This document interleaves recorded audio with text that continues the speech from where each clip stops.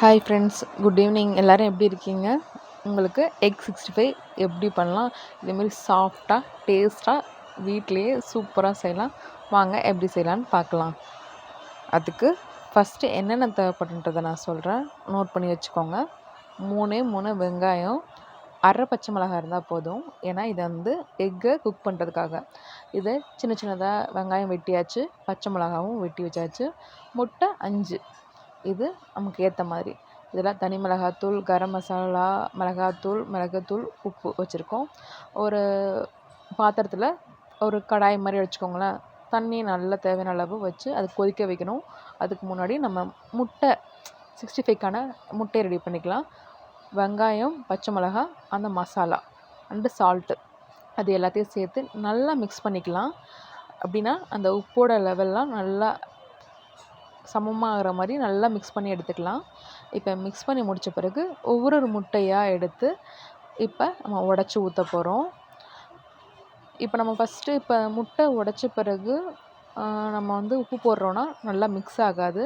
ஃபஸ்ட்டே உப்பை நம்ம இந்த வெங்காயம், பச்சை மிளகாய் கூட மிக்ஸ் பண்ணுறதால கரெக்டான லெவலில் இருக்கும்.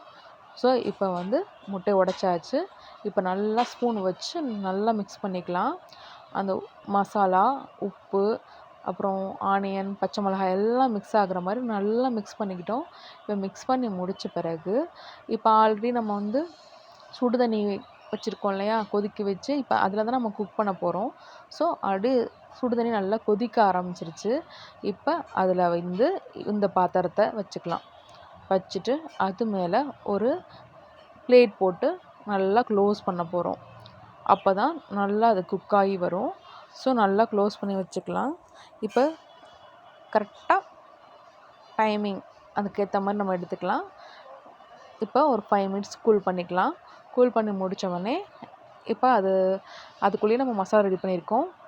இது நம்ம ஆல்ரெடி நான் ஹாப்பி மசாலா வச்சுருந்தேன், பஜ்ஜி மிக்ஸ் அது வச்சுருக்கேன்.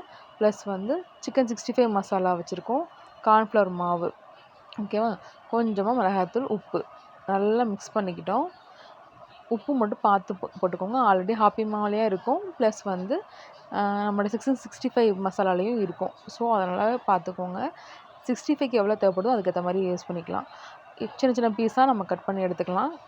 இது பசங்களுக்குன்றதால சின்ன சின்ன பீஸாக எடுத்துக்கலாம். பெரிய பீஸும் போடலாம், அது அந்தளவுக்கு கிறிஸ்பியாக இருக்காது. சின்ன பீஸ் தான் கிறிஸ்பியாக வரும். ஸோ சின்ன சின்ன பீஸாக எடுத்துகிட்டு ஆல்ரெடி நம்ம மசாலா ரெடி பண்ணி வச்சுருக்கோம் இல்லையா, அதில் நல்லா எல்லா சைடும் மிக்ஸ் ஆகிற மாதிரி நல்லா மிக்ஸ் பண்ணி வச்சுக்கலாம். இது மாதிரி செஞ்சு கொடுக்கும்போது பசங்களுக்கு ரொம்ப பிடிக்கும். ப்ளஸ் டேஸ்ட்டாகவும் இருக்கும், நம்மளுக்கும் ஆசைப்பட்டு சாப்பிட்ற மாதிரி இருக்கும். ஸோ இதை ஆல்ரெடி எண்ணெயை நல்லா ரெடியாக வச்சுருக்கோம். எண்ணெய் நல்லா சூடான பிறகு இதை மறுபடியும் போட்டு பொரித்து எடுக்க வேண்டியதுதான். கருவேப்பிலையை நம்ம போடும்போது அந்த ஃப்ளேவர் சூப்பராக இருக்கும். நம்ம ஒரு பெரட்டின உடனே அது கலர் நல்லா சேஞ்ச் ஆகிறது நம்மளுக்கே தெரியும். ஸோ நல்லா சூப்பரான டிஷ் இது. பசங்களுக்கு செஞ்சு கொடுங்க, கண்டிப்பாக பிடிக்கும். எவ்வளோ சாஃப்டாக இருக்குன்னு பாருங்கள். எக்கை பற்றி உங்களுக்கு ஆல்ரெடி தெரியும்.